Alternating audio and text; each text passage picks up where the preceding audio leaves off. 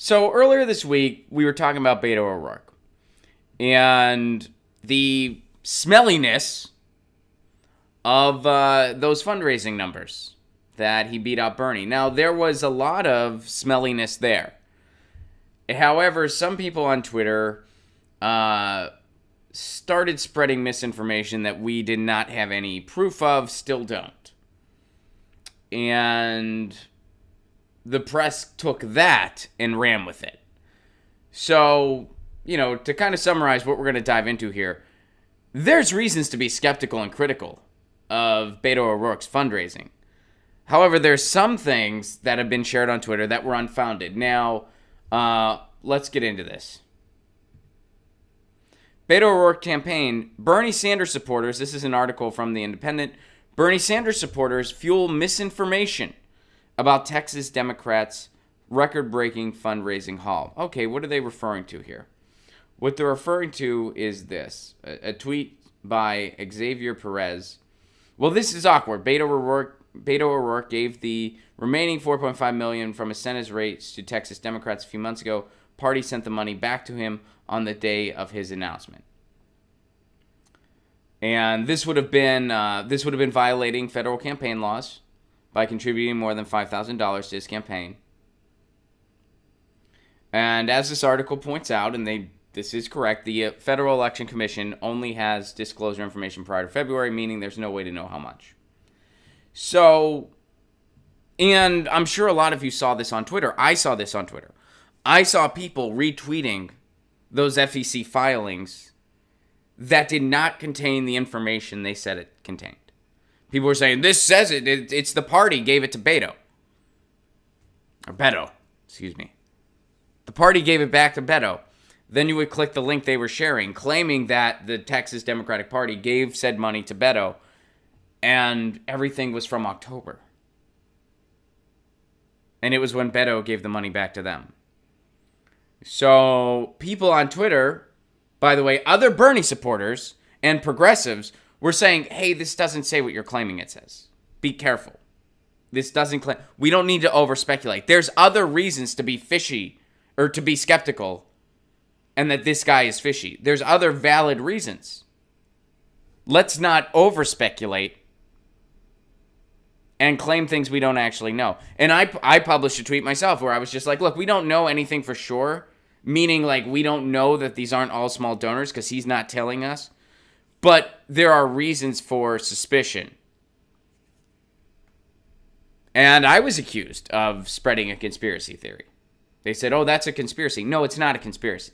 Saying there's reason for fishiness or reason for speculation, that's not a conspiracy theory because here's what I and a lot of other progressives were referring to. Boom. Former Obama bundler reaching out to top Democratic Party donors for Beto O'Rourke. Obama bundler Louis Sussman is actively working the donor circuit to increase support for Beto O'Rourke's 2020 campaign for president. The former Obama backer has put together a string of senior Democratic Party donors. So that's why this smells. This smells because it sounds like these aren't all just a bunch of small-time donors a la Bernie, and the numbers have revealed that so far. He has had less small donors than Bernie Sanders has had. Oh, and here's something else in this article that's really worth noting.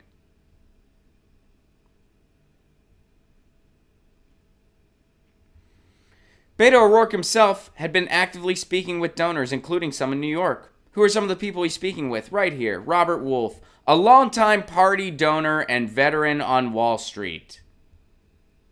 So Beto O'Rourke is talking to Wall Street and Obama bundlers and big party donors. Bernie Sanders is talking to the people. So that's why when we say there's a lot of fishiness around Beto O'Rourke's number, implying that he has more grassroots support than Bernie Sanders does, that's true. That's not a conspiracy. CNBC laid it out. It's a fact. Louis Sussman is working for Beto O'Rourke. They're seeking out big party donors. O'Rourke himself is seeking out Wall Street. That's all true. Those are all facts. What speculation? What do we not know? This.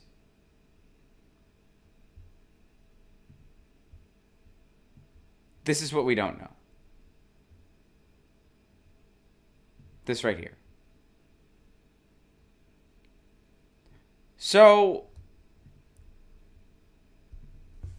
and unfortunately, I mean, that's what the press is talking more about now. The corporate press is talking more about, I mean, look at the headline of this article. Headline of this article. Bernie Sanders supporters fuel misinformation about Texas Democrats' record-breaking fundraising haul. Now, a lot of the stuff people were talking about wasn't misinformation. It was the stuff, hey, he's seeking big party donors, he's seeking Wall Street. This isn't a grassroots campaign. Because it's not. Because his voting record goes along with Republicans about 70% of the time. He's not a progressive, not even close. And that's why he doesn't want to disclose a lot about his fundraising. That's why he's kind of dragging his feet on it. So that's all true. What do we not have evidence of and still don't? Because it might not be there. I'm not going to speak in the definitive because nobody knows, but there's no evidence hinting that, oh, the party just funneled money to him. There's no evidence of that. As of right now, as of the recording of this, there's no evidence of that. Is there plenty of evidence that there's reason for, there's reason to believe that this is mostly a big donor-oriented effort? Yeah, there's plenty. He's got Obama's bundler. He's going to Wall Street himself. That's all true. That's all out there. So yeah, to come to the conclusion that this is big donors, deep pockets, people that just wanted to see him beat Ted Cruz. That's all very fair speculation. Accurate, fair speculation. But the media talks about some of the misinformation was shared. And I've seen people, every thread I saw on Twitter, now I'm just one person, every thread I saw on Twitter where somebody shared that FEC filing link, somebody else underneath it, a fellow progressive, would say, hey, be careful, that's not legit. That doesn't prove what you're saying it proves. And all you have to do is click the link and see that everything was from October 2017. And it was Beto giving the, hey, here's proof. No, that's not what it proves. And if that did happen, it would have been against the law. Now,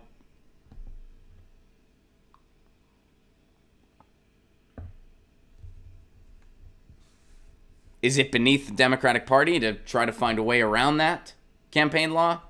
No, it's not beneath them. I don't think that's unfair to say. But, again, why over-speculate when there's still plenty of stuff that we know for sure that's fishy? Because the reality of the situation, which we all know, is that the press is going to try to stifle progressives every opportunity they get. That's just how it works. Progressives are the group that goes hardest against the status quo. And if you're going against the status quo, you get marginalized in the corporate press because they're benefiting from the status quo. That's just how that goes. So there's plenty of valid stuff to be critical of as far as Beto's fundraising goes. Let's not focus on the stuff that we have no way of proving. And that doesn't indicate what people on Twitter claimed it indicated. You know, you click a link, you're like, this doesn't indicate what you're claiming it does. Be careful.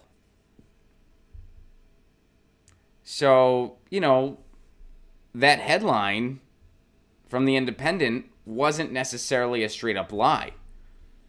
It wasn't necessarily a fair or thorough representation either. And, I guess we got to proceed with caution. But that should clarify some of that stuff. Get your news on with Ron. Don't you wanna know what's going on? We're getting our news on today. Get your news on with Ron. Don't you wanna know what's going on? We're getting our news on today. Yeah, yeah, yeah. You can tweet me an article at Ron Placone. We'll go through it together and make it our own. Get your news